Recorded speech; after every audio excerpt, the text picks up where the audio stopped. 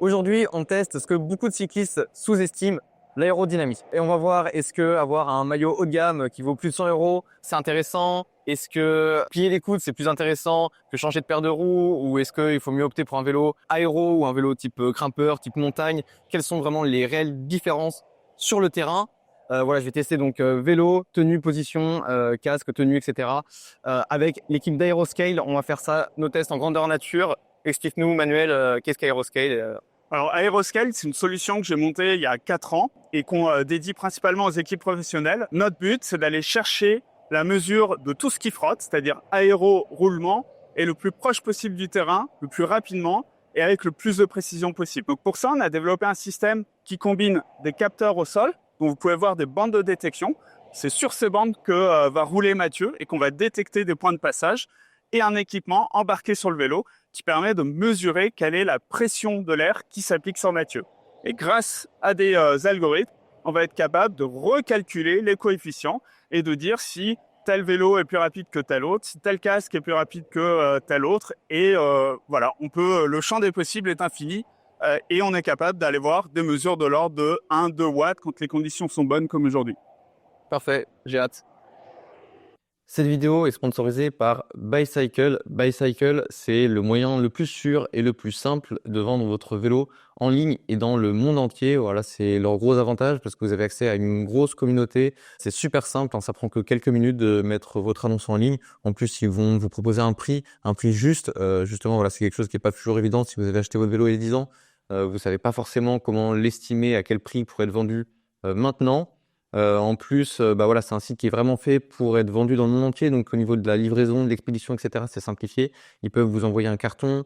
L'acheteur peut même choisir que le vélo soit révisé avant de le recevoir, etc. Il y a toute une protection qui est faite aussi pour vous en tant que vendeur, mais aussi pour l'acheteur.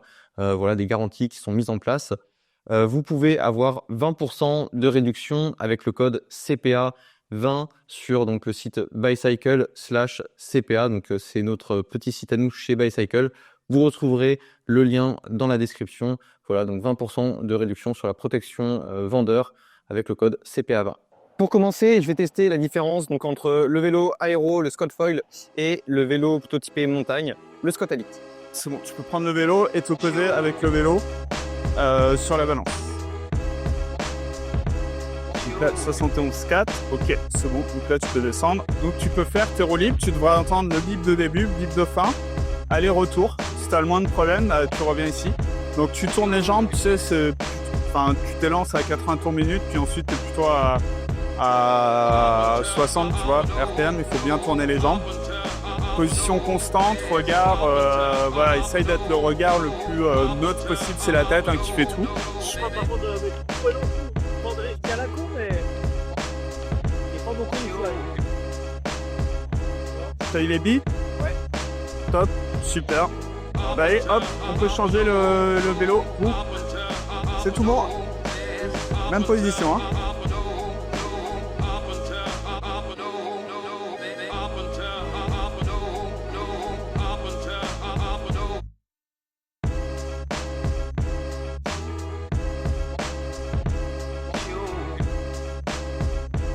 Foil, Scott Addict. Donc là, on va re-switcher. Ouais. Et du coup, on va faire une deuxième série.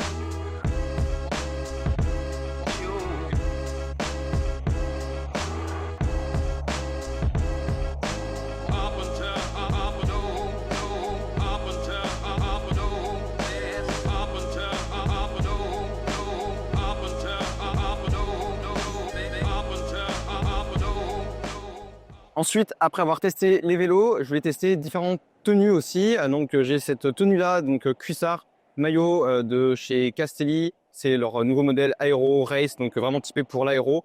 Donc, sur le format cuissard maillot, j'ai aussi leur modèle en combinaison et je vais voir s'il y a une différence. Qu'est-ce qu'il y a? Est-ce qu'on économise plus de watts avec le modèle combinaison ou le modèle cuissard maillot?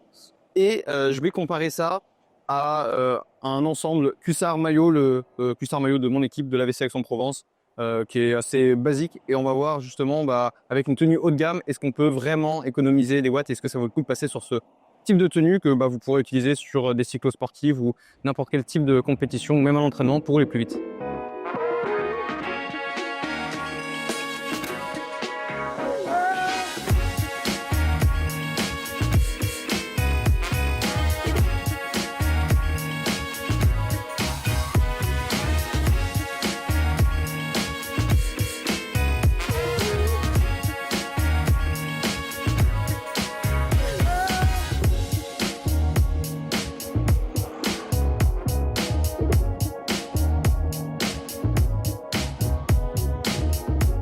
On vient de finir le test des tenues et les résultats m'ont vraiment choqué. C'est impressionnant, vous aurez tous les résultats donc en fin de vidéo. Maintenant, on va tester l'impact de la veste de pluie aussi. J'ai avec moi donc une Castelli Gabba Race qui est donc veste de pluie que j'utilise moi sur mes courses. On va voir est-ce que ça nous pénalise en termes d'aéro. Et ensuite, après l'avoir utilisée, souvent, s'il pleut plus, cette veste-là, je vais la mettre dans ma combi ou je vais la redonner à la voiture si je peux, mais parfois je la garde avec moi. Et on va voir quel impact ça a sur l'aérodynamisme.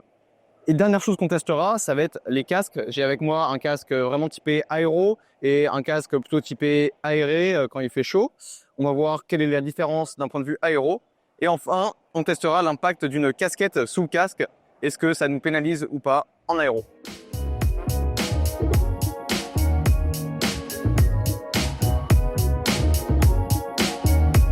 Enchanté, je me présente. Moi, c'est Manuel. Moi, j'ai un background d'ingénieur. J'ai un doctorat en physique également. Et je me suis intéressé à Aeroscale parce que pendant que je faisais mon doctorat, je faisais beaucoup de vélo. J'étais absolument obsédé sur la façon dont on pouvait aller plus vite à vélo sans forcément dépenser plus d'énergie. Et donc, c'est pour ça que j'ai souhaité développer une méthode qui permette de mesurer tous les paramètres qui nous frottent, tous les paramètres qui font qu'on n'est pas capable d'aller au-delà d'une certaine vitesse à vélo. Et c'est comme ça que j'ai développé Aeroscale il y a 4 ans. Alors, le test qu'on a mis en point, il consiste à faire des allers et retours le long d'une piste balisée. Donc, on a balisé des couloirs de circulation que va emprunter le cycliste. Et donc, nos tests consistent à circuler, à faire 3 allers-retours le long d'une route de 100 à 300 mètres. J'ai équipé le vélo d'une sonde aéro, donc une sonde qui va mesurer la pression dynamique de l'air, c'est-à-dire la pression de l'air qui s'exerce sur le cycliste. Et la force aérodynamique qui tire le cycliste en arrière est proportionnelle au coefficient aérodynamique et à la pression dynamique de l'air qu'on mesure avec ce dispositif. Avec ça, on est capable d'aller mesurer l'efficience du cycliste, c'est-à-dire à quelle vitesse il va être capable d'aller avec une certaine quantité de watts, et on va être capable de discriminer ce qui lui fait aller plus vite et ce qui lui fait aller moins vite. Donc, comment fonctionne le système Aeroscale? En fait, nous, on va faire un bilan d'énergie. C'est-à-dire qu'on va regarder combien d'énergie a été injectée par le cycliste dans sa machine et combien a été restitué. Et donc, en faisant ce bilan d'énergie, on est capable d'aller évaluer l'énergie qui a été perdue. C'est la chaîne, les roues, le roulement des pneus et tout ce qui est aérodynamique. Donc aujourd'hui, on propose des solutions d'accompagnement pour mettre en place ces mesures pour tous les gens intéressés par la performance cycliste, donc surtout les équipes professionnelles. On leur permet d'aller tester très rapidement et avec une grande précision tout ce qui peut influencer de près ou de loin ces paramètres de frottement. On parle des différents pneus, des pressions des pneus, on parle des vélos, de la position, des accessoires, du casque, des combinaisons. Voilà, tout en fait aujourd'hui peut avoir un impact sur ces paramètres de frottement et nous on est capable d'aller le mesurer sur le terrain avec une grande finesse et en un temps assez court. Donc nous, les données qu'on relève, c'est les données relatives à la vitesse du cycliste. Donc on mesure ça avec un capteur un peu traditionnel filaire, mais parce que c'est extrêmement précis. On mesure la vitesse de l'air, donc la pression dynamique de l'air qui s'applique sur le cycliste. On va mesurer aussi l'angle du vent pour être sûr qu'il n'y a pas eu trop d'angle de vent lors d'un test. On va relever, quand on fait des tests, ce qu'on appelle en dynamique, c'est-à-dire en situation de pédalage où on force sur les pédales, on a vraiment besoin de retrouver les données du capteur de puissance. Donc là, on a appris à vraiment faire très attention puisque tous les capteurs de puissance ne se valent pas et toutes les façons d'interroger ce capteur de puissance ne se valent pas non plus. Et enfin, on va récupérer avec les temps de passage, donc les informations de passage du cycliste sur la route pour pouvoir le situer exactement sur la route, à quel moment il est passé à quel endroit. Et donc ça se fait avec nos bornes de détection au sol qui communiquent en direct avec notre système embarqué. Et donc, à la fin, toutes les données sont récupérées par un serveur qui se trouve derrière moi et qui permet en fait d'aller traiter les données et regarder quelles sont les différences des différentes configurations qu'on a testées. Donc, nous, on fait ça dans un parcours qu'on connaît parfaitement, qu'on a calibré au préalable. Donc aujourd'hui, on se trouve à Moirans. Alors c'est pas un parcours très bucolique parce qu'on est à côté de l'autoroute, mais c'est un parcours qui est très utile parce qu'il y a très peu de passages. Donc comme ça, on n'est pas en train d'être perturbé par les voitures qui passent à côté de nous et qui génèrent des turbulences ou qui empêchent les cyclistes d'avancer. Et c'est un parcours en fait qui est protégé du vent latéral par un bosquet. Et donc ça, c'est très important parce que en fait, le coefficient aérodynamique, c'est quelque chose qui va varier avec l'angle du vent. Et donc, si on a beaucoup d'angles de vent, en fait, on va avoir un coefficient changeant. Et si jamais on compare des situations où l'angle du vent n'a pas été la même, eh bien, on ne sait plus très bien ce qu'on compare. Donc nous, on préfère vraiment faire les tests dans un environnement où ce qu'on appelle, donc cet angle, on l'appelle yaw en anglais. Donc cet angle du vent est à peu près nul et longitudinal par rapport à la route. Donc Aeroscale, c'est tout ce que je vous ai présenté là, c'est ce qu'on appelle notre réactivité de service, dédiée principalement aux pros et semi-pros. Demain, Aeroscale a l'ambition en fait de développer un nouveau produit. Donc je peux pas vous en dire beaucoup parce que il y a beaucoup de choses qui sont en cours, mais qui vont sortir à partir de cet été. Et donc, il y a toute une équipe à Aeroscale aujourd'hui qui travaille très, très dur au développement de ce produit. Et l'idée, ça sera d'être capable de mesurer tous les paramètres dont je vous ai parlé, non plus sur une route test calibrée, mais en fait sur n'importe quelle route pendant qu'on pédale. Donc, c'est un produit dont on est super fier et très excité d'en dire plus. Ça va sortir et on sera capable de vous en dire plus à partir de cet été. Dernier test sur le textile, on va tester l'impact des chaussettes aéro et donc comparer avec chaussettes aéro contre sans chaussettes. Pour ça, du coup, on va faire un test qu'on appelle A, B, A, B, A, B. On va tester une fois avec les chaussettes aéro, une fois sans chaussettes. On va retester avec la chaussette aéro, une fois sans chaussettes et ainsi de suite pour vraiment être sûr de la mesure et essayer d'avoir le moins de biais possible. Pour finir la journée, on va tester 3 différentes positions. Je pense qu'on va vraiment être choqué des résultats. On va utiliser la position de base, main sur les cocottes. Position main en bas, typique en attente d'un sprint par exemple, et position vraiment coude plié, le plus aéro possible.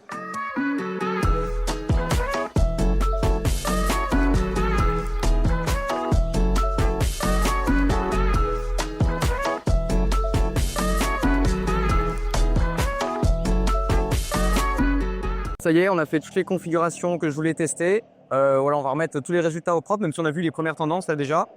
Et on va en reparler au calme à l'appart quand on aura les résultats. Merci Manuel, c'était super Instructif. Et une prochaine et on suit l'aventure Aeroscale. Merci à toi. J'ai reçu les analyses des tests par Manuel du coup qui m'a fait un super tableur Excel avec du coup toutes les données, donc je vais regarder ça en même temps que je vous les explique. Du coup j'ai sur cette première page toutes les données brutes finalement des tests, donc il y avait du coup 15 configurations différentes.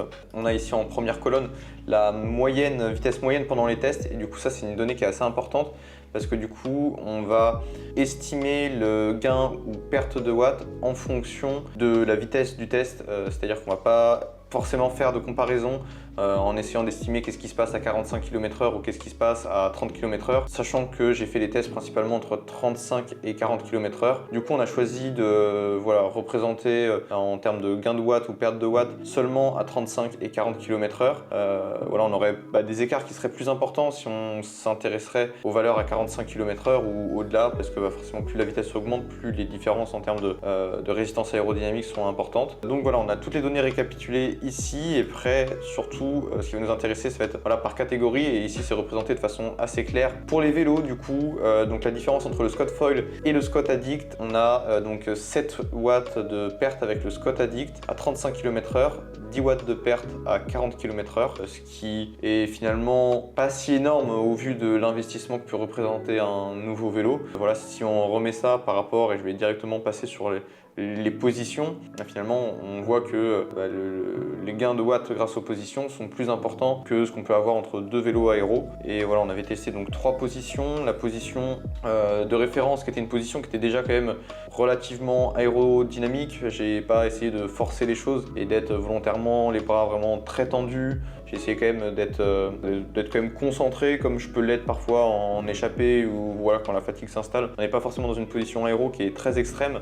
et du coup j'ai choisi cette position là comme position de référence que j'ai comparé à la position donc les mains en bas. Et mains en bas, on a quand même un coup de 10 watts à 35 km/h et 12 watts à 40 km/h. C'est vraiment énorme juste avec les mains en bas et voilà, c'est une position qui n'est pas plus confortable et pourtant qui me coûte quand même beaucoup de watts et notamment c'est une position qu'on peut adopter à l'approche de sprint par exemple. En fait on se rend compte que finalement si pendant les 10 derniers kilomètres de l'étape on dépense, alors une étape généralement ça va se courir à plus de 40 km/h, donc là à 40 km/h on a déjà 12 watts, on peut supposer qu'à 45-50 km/h ça soit donc plus de 15 watts de perdu pendant peut-être une dizaine de minutes.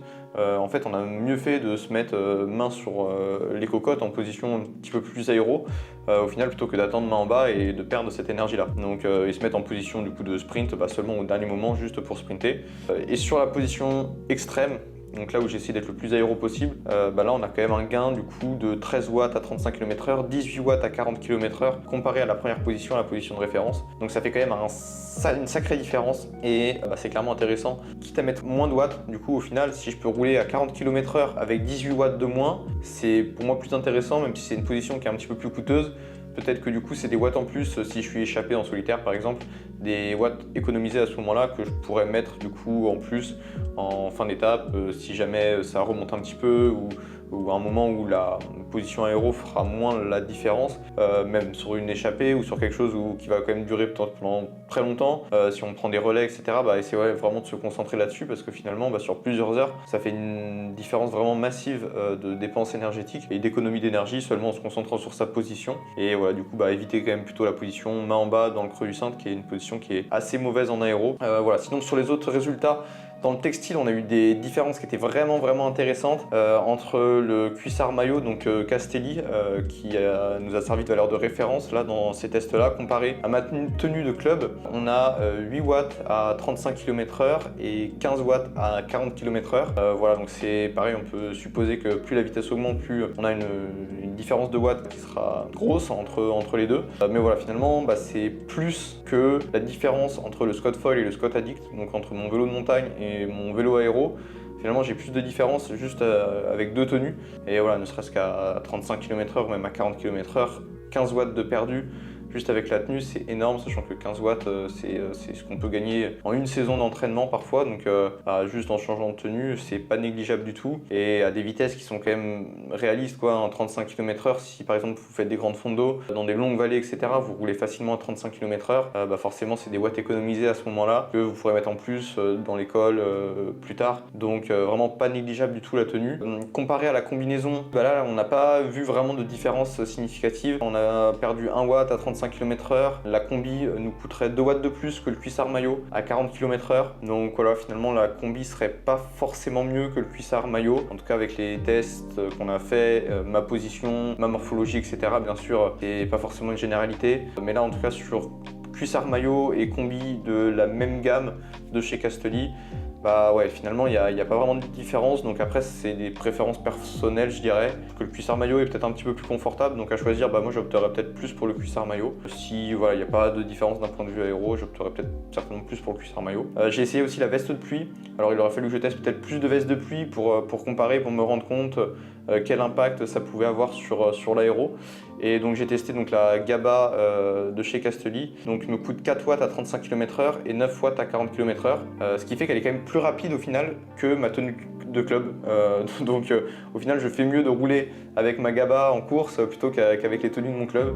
Donc c'est un peu frustrant de voir ça, mais voilà, comme quoi sous la pluie, je pense que quand on choisit bien ses équipements, ça fait vraiment de la différence. Voilà, j'ai testé que cette veste de pluie là, mais je pense que j'aurais pu tester une dizaine de vestes de pluie. Je pense que c'est clairement la veste de pluie la plus rapide, elle est clairement très bien fitée et on le voit sur les courses, ceux qui ont des vestes qui vont être qui vont vraiment prendre le vent. Là ça se compte en dizaines de watts de perdu, donc forcément c'est dommage. La Gaba dans le maillot m'a coûté des watts, ça m'a pas fait économiser des watts contrairement à ce que j'imaginais. Ça c'était une petite surprise. Voilà, on voit notamment dans le triathlon, on a vu beaucoup les triathlètes qui mettaient des bidons, donc du stockage d'eau au niveau du buste et ça leur permettait d'économiser des watts. Et au final, moi dans mon cas, en mettant une veste, ça m'a fait même perdre des watts. Du coup, j'ai 3 watts de plus à 35 km/h, 7 watts de plus à 40 km/h. Donc c'est pas une option intéressante, vaut mieux se débarrasser de sa veste, clairement. Je le faisais pas forcément, je pensais que je pouvais gagner des watts en faisant ça et donc c'est clairement quelque chose que je vais changer grâce à ces tests. Sur les casques, la différence entre le casque Met que j'avais et le casque Ekoi, qui était plutôt typé vraiment très aéro, c'est finalement une différence qui est infime. Voilà, on est un peu dans l'incertitude en fait des tests. Ça c'est quelque chose On retrouve dans la première page vraiment très précisément, on a voilà, l'erreur qui est marquée, ou même sur ce graphique-là. Finalement, on a les barres d'erreur qui nous permettent de comprendre l'incertitude qu'il y a en fait sur un test selon en fait, la mesure. Il y a toujours en fait une petite incertitude sur n'importe quelle mesure, n'importe quel capteur, etc. Donc voilà, c'est normal. Et finalement, quand là on a une différence, on a 1 watt de moins avec le casque Ekoi à 35 km/h, 2 watts de moins à 40 km/h, finalement on est en plein dans l'incertitude, donc on ne peut pas être sûr et certain du résultat. Pour être sûr et certain, il aurait fallu faire encore beaucoup d'essais, et forcément c'est comme une étude sur les sciences du sport. Plus on a de participants, plus on peut être sûr de notre résultat et avoir un résultat significatif. Et là c'est pareil, il aurait fallu que je fasse beaucoup de tests pour être vraiment très sûr de mon résultat. Finalement là c'était pas l'objectif non plus. En faisant les quelques tests qu'on a fait, du coup on n'a pas vraiment perçu de différence significative entre les casques. Voilà, si ce n'est une tendance quand même à ce que le casque Ekoi soit un petit peu plus rapide, mais honnêtement les gains sont vraiment infimes. Donc on peut aussi se poser la question par rapport à la régulation thermique. Est-ce qu'un casque aéro qui va peut-être nous faire gagner 1 ou 2 watts à 40 km/h, mais qui va nous faire moins ventiler, on va avoir plus de mal à réguler la chaleur, est-ce que c'est une bonne option? Peut-être que oui, peut-être pas, ça dépendra de votre course, de la température, etc.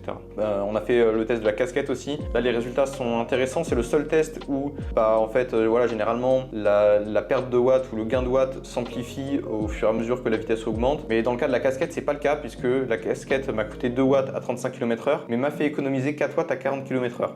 Donc comment on l'explique? En fait, c'est parce que le coefficient de résistance aérodynamique, le CDA, varie selon la vitesse. La résistance, le coefficient de forme est différent selon la vitesse. C'est pour ça par exemple que certaines équipes ou certaines fédérations, notamment pour les JO, en fait, on fait des tests en soufflerie ou enfin des tests aéro comme on a pu le faire nous, pour déterminer justement sur les textiles, parce que eux en piste par exemple peuvent savoir très précisément à quelle vitesse la compétition va se courir, déterminer par exemple l'écartement idéal entre différentes bandes sur les maillots en fonction de la vitesse, parce qu'on sait que l'écoulement de l'air sera différent et que une combinaison sera peut-être plus rapide à 35 km/h, une autre sera peut-être plus rapide à 40, à 50, à 60, et finalement dans un monde idéal il faudrait des textiles qui soient adaptés à chaque vitesse. Voilà, même sur route c'est des choses qu'on voit quand on observe bien dans certaines équipes, où ils auront des chaussettes aéro qui seront pas pareilles selon l'étape. On peut imaginer que c'est des choix qui sont réfléchis, peut-être pas, peut-être que des fois c'est un peu au hasard, mais voilà, je sais que chez UAE notamment, c'était les premiers à faire ça. On a vu qu'ils ont plusieurs chaussettes aéro différentes. On peut imaginer que c'est quelque chose qui a été testé, et du coup en fonction de certaines vitesses, finalement il y en a qui sont plus rapides que d'autres. Et donc la casquette, peut-être que voilà, l'écoulement de l'air à 40 km/h est différent qu'à 35 km/h, ce qui fait qu'on a un effet de gain de watts à 40 km/h avec la casquette. Voilà, c'est peu significatif, ça dépendra de beaucoup de choses en fait. Tous les tests de casque, c'est quand même quelque chose qui est très compliqué. On peut pas faire de généralité, là je peux pas vous dire mettez une casquette, ça sera plus rapide à 40 km/h, parce que ça va dépendre de votre position, ça va dépendre de votre tête, de votre forme de tête, de votre anatomie, de votre casque, certainement de la casquette aussi en elle-même. Donc ça va dépendre de beaucoup de choses, mais voilà, petite fun fact quand même, résultat intéressant, on s'attendait à rien et finalement on a quand même quelque chose d'intéressant avec cette casquette. Et puis dernier test, c'était les chaussettes, et là mine de rien il y a quand même des gains qui sont intéressants, avec 3 watts d'économie à 35 km/h, 6 watts d'économie à 40 km/h, avec une simple chaussette qui vaut une dizaine ou plusieurs dizaines d'euros. Finalement si on compare à la différence entre le vélo de montagne et le vélo aéro, finalement on est un peu sur le même ordre de grandeur, voire on va dire à 35 km/h on gagne quand même un petit peu plus en changeant de vélo, mais finalement à 40 km/h on a 4 watts de différence, donc c'est vraiment rien.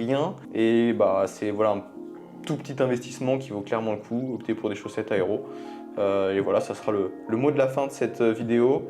Donc j'espère que vous avez appris plein de choses, que ça vous a plu. Voilà, que vous suivez maintenant Aeroscale, c'est les boss des tests aéro. Vraiment, ils sont vraiment à la pointe de ce qu'on peut faire, et ça nous permet aussi de faire des tests en extérieur qui sont quand même vraiment intéressants, pour moi vraiment plus intéressants que les tests qu'on peut faire en soufflerie, etc. Parce que là on est vraiment en conditions réelles. Et voilà, c'était en tout cas un plaisir de faire ces tests là avec eux. Voilà, n'hésitez pas à poser vos questions en commentaire, à me dire si la vidéo vous a plu, et puis peut-être que je referai ce type de vidéo à l'avenir. Donc si ça vous a plu, n'hésitez pas à me le faire savoir, et voilà, je vous dis à une prochaine.